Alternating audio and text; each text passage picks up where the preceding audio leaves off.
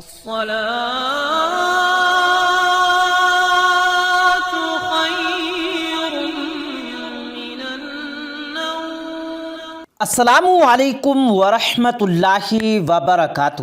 پیارے دوستو، سعودی عرب میں میت کو غسل دیتے ہوئے غسل دینے والے کے ساتھ ایسا واقعہ پیش آیا جو کہ سننے والوں کے رونگٹے کھڑے کر دے گا اور آپ کو یہ سوچنے پر مجبور کر دے گا کہ آخر یہ ماجرا کیا ہے۔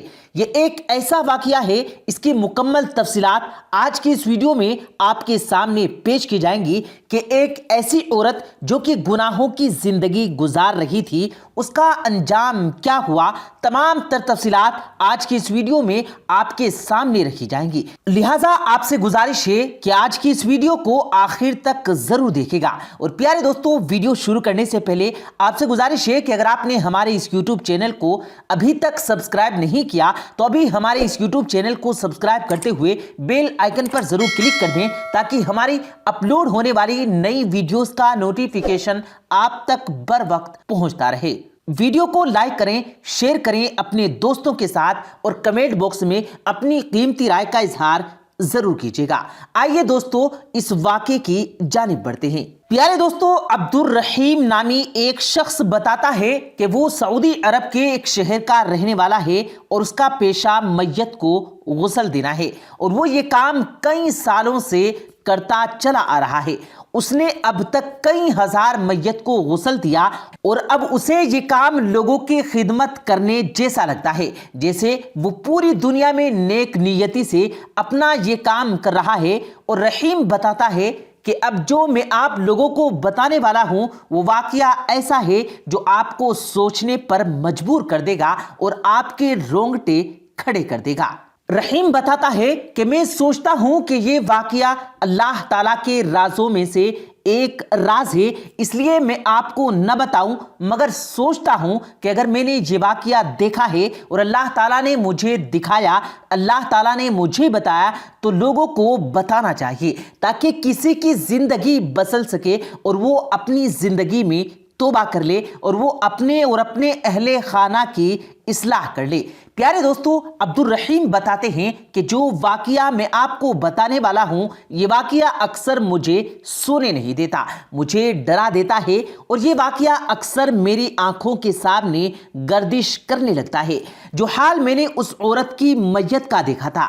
عبد الرحیم بتاتا ہے کہ وہ قبرستان کے سامنے ہی ایک کمرے میں رہا کرتا تھا اور علاقے میں جس کی بھی موت ہوتی تو میت کی غسل کے لیے اسے ہی بلایا جاتا۔ ایک روز وہ اپنے کمرے میں بیٹھا ہوا تھا کہ ایک لڑکا آیا اور اسے اپنے ساتھ لے گیا، مگر جب وہ گھر میں پہنچا تو نہ لوگوں کا ہجوم تھا نہ کچھ اور، تو یہ دیکھ کر وہ حیران رہ گیا۔ گھر پہنچ کر اسے عورت ایک کمرے کی جانب لے گئی جہاں پر عورت کی لاش دیکھ کر اس کے پیروں تلے سے زمین نکل گئی، اور وہ حیران رہ گیا کہ عورت کے غسل کے لیے اسے کیوں بلایا گیا۔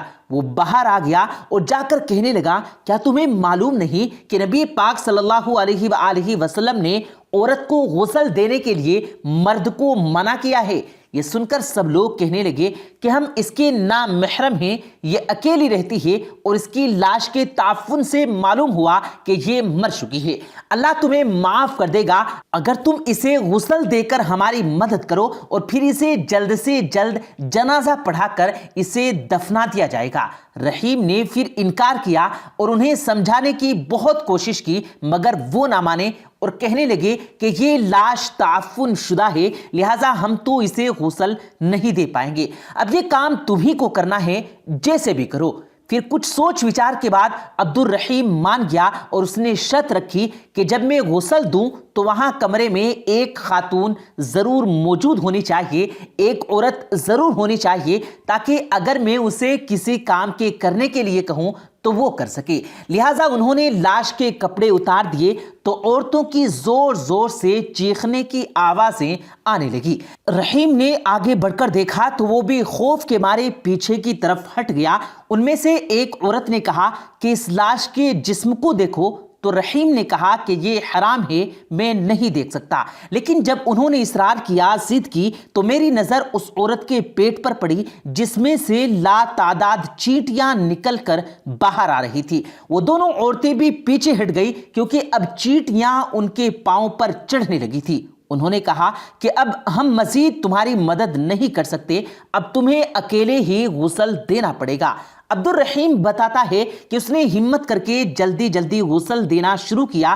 چیٹیاں لگاتار اس کے پیٹ سے باہر ہی نکلتی جا رہی تھی۔ وہ جب بھی اس سوراخ کو بند کرنے کی کوشش کرتا تو چیونٹی اور زیادہ تعداد میں باہر آنے لگتی۔ اس نے غسل مکمل کیا اور جب جنازے کے بعد لاش کو دفنانے کے لیے قبرستان لے جایا گیا اور قبر میں اتارتے ہوئے بھی انہیں بہت مشکل کا سامنا کرنا پڑا۔ عبد الرحیم بتاتا ہے کہ جب لاش کو قبر میں لیٹانے کے بعد اس کا چہرہ قبلہ رخ کرنے کی کوشش کی گئی تو وہ ہو ہی نہیں رہا تھا، وہ دوسری جانب پھر گیا، اور پھر میں نے سیدھا کیا تو پھر وہ دوسری طرف پھر گیا۔ ہم بار بار کوشش کرتے رہے مگر ہم کامیاب نہ ہو سکے۔ بالآخر یہ فیصلہ ہوا کہ عورت کو اسی طرح دفنا دیا جائے۔ پھر ہم نے مٹی ڈال کر اسے اسی طرح دفنا دیا۔ عبد الرحیم بتاتا ہے کہ جو لڑکا مجھے لینے آیا تھا، میں نے اس سے پوچھا کہ آخر بات کیا ہے جو اس عورت کی اس قدر بری حالت ہے؟